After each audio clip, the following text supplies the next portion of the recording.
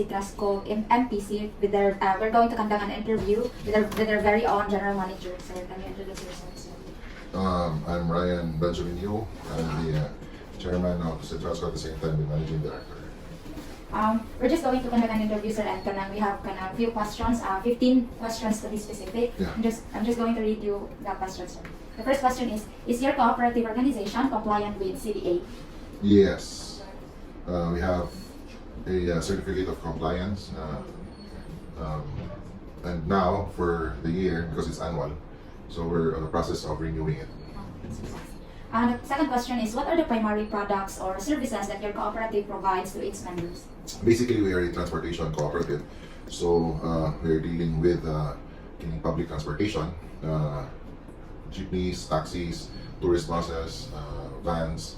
So that's our primary, that's basically our business. So we provide services to our members, like the office, the cooperative is the one handling the processes as far as the renewal of all their permits with LTFRB for the franchising concerns, LTO for the registration concerns.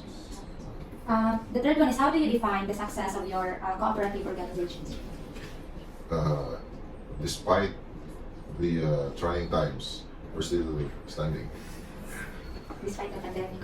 Yeah. The fourth one is, what are the values that guide your cooperative's decision making and operations? It's basically what's good for the cooperative. That's the only guide that we have, that I follow. That's the question that comes to mind when it comes to if there's a decision that I have to make.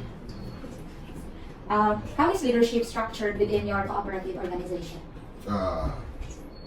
What do you mean by leadership structure?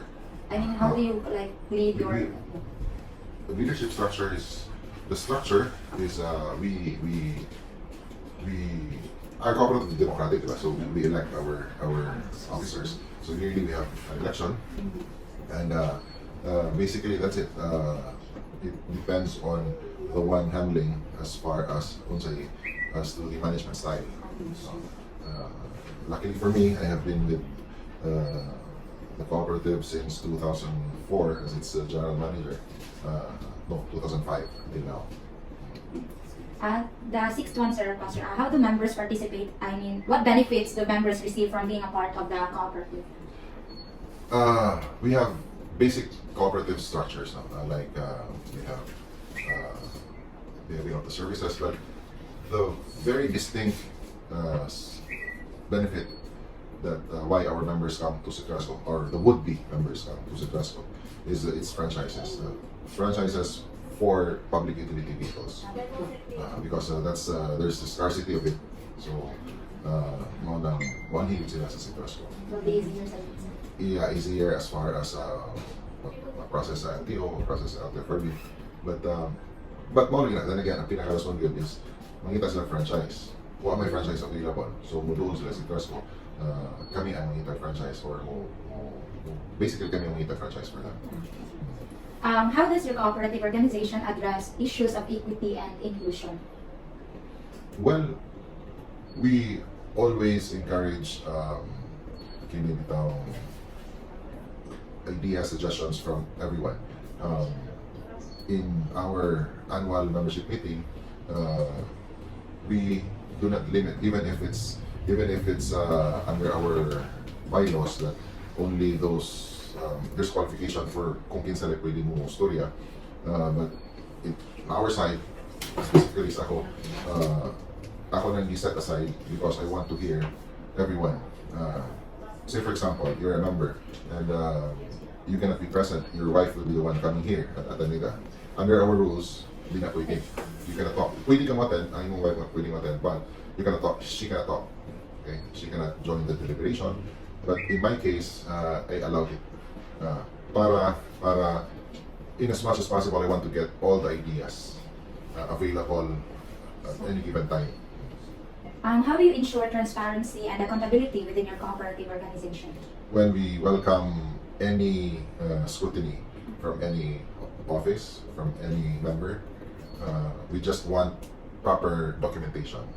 But we always adhere to CDA is very what do you call that? How do you call it? Stricto as far as monitoring. In fact, that's the CDA personnel doing an inspection right now. So they're very CDA as an office is very strict when it comes to monitoring supervision. So we always are open. We are open to those types of things. How does your cooperative organization handle conflict resolution among members? We just let them talk and resolve it among themselves. But when it comes to if it's necessary, we come in. But everything we see to it that we resolve issues and concerns within our level. How has your cooperative organization adapted to changes in the market and industry over time?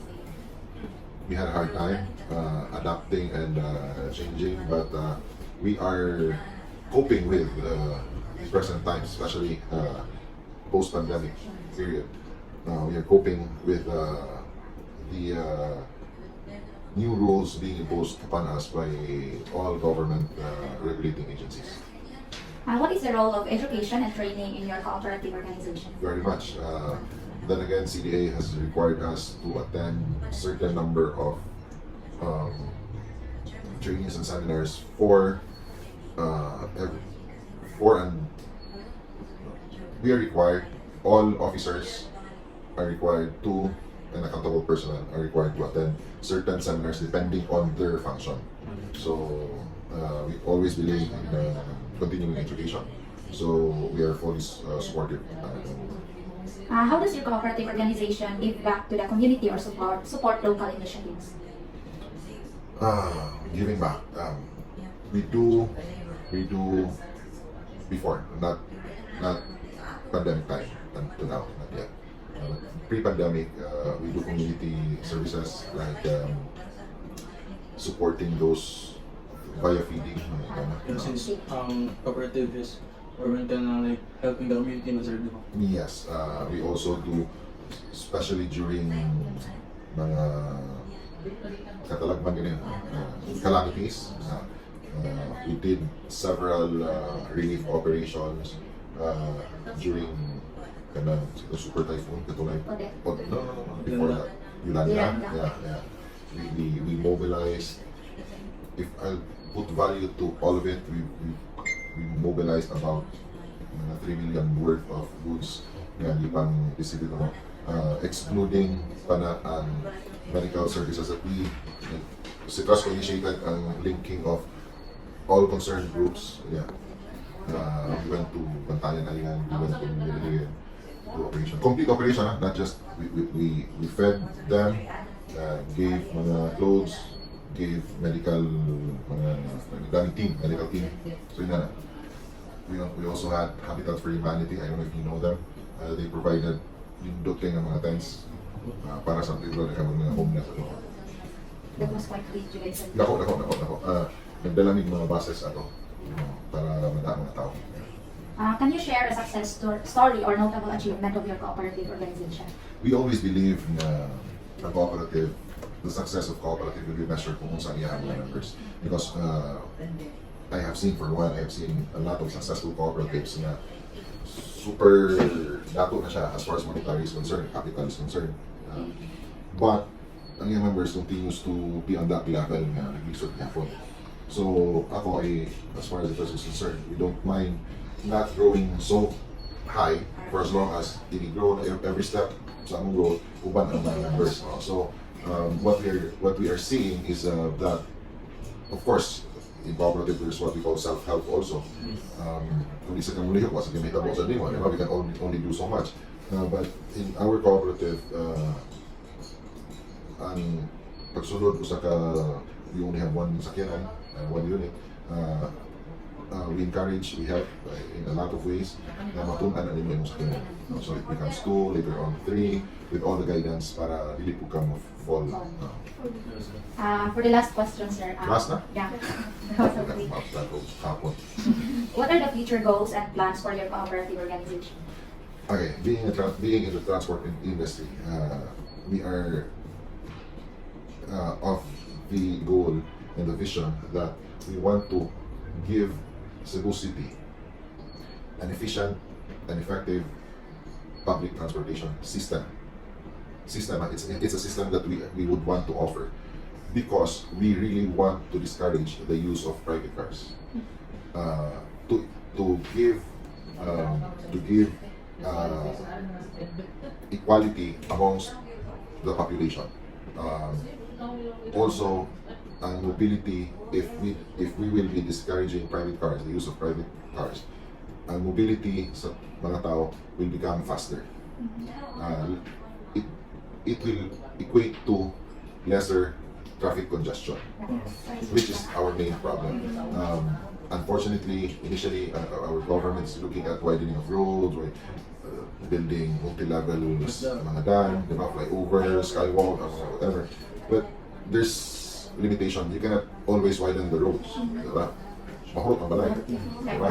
But if you look at the capacity of our roads, streets, versus the volume of new registrants, bagong rehistro na sakyanan, kung imo nang taga-comparison, layo kayo ang increase sa capacity versus sa volume. Sila ang volume, ang capacity wala increase. Okay? So that's what we want to change. We cannot also blame the populace. Ganahan mo malito sakyanan because they want comfort. Because what is being offered now is not really comfortable, diba? Not reliable, diba? Not predictable. For you students, ganahan mo, di mo malate, diba? From one place to the other, di mo ganahan malate from your place to your school. So, ang tendency ninyo, if you commute, musayo mo mata pag-ayo. Then, kung iniguli ninyo, dugay mo makauli. What's being compromised now is ang inyong time para sa inyong kagalingon, time, extra time. Because nahulot ang inyong time sa school, class, and going to and back sa inyo. Nahulot yung time sa lahat, diba? So, that's what we want to address. Comfortable para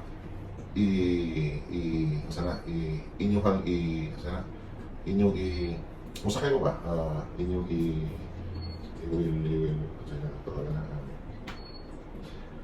Inyong gamiton ba? It must be comfortable because if it's not, di sa kung ganun sakay.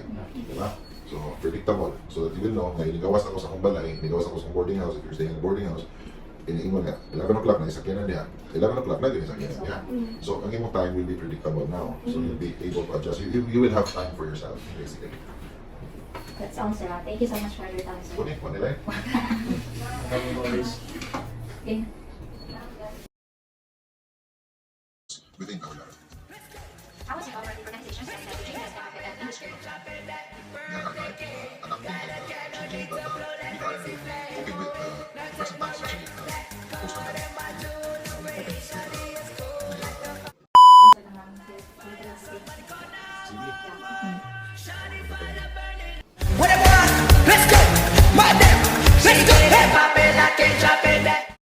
Good afternoon.